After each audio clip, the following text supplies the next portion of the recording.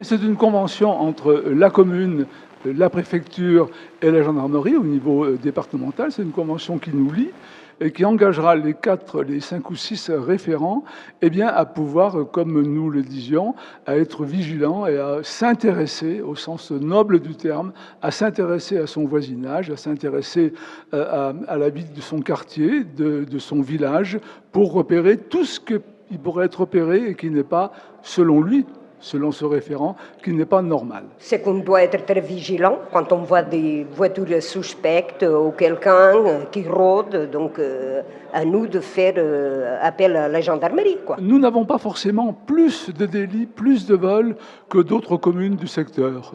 Quelques-uns par an, c'est déjà trop, mais pas beaucoup plus. Notre population augmente. Notre commune comporte 18 points villages ou hameaux dispersés.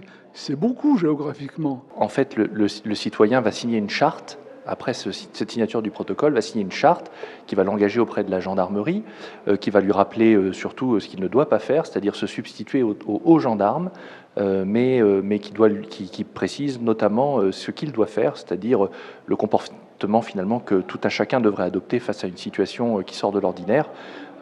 Appeler les gendarmes, appeler les policiers quand on est en zone police, appeler les gendarmes quand on est en zone gendarmerie, appeler ces gendarmes pour qu'ils interviennent et qu'ils fassent le nécessaire. Nous avons en gros 1000 policiers et gendarmes, je fais les choses très largement, et le département est vaste.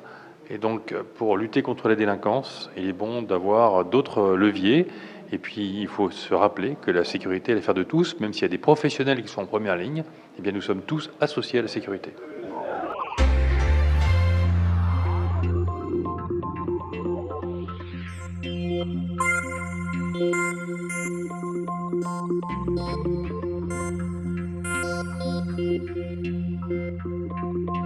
Thank you.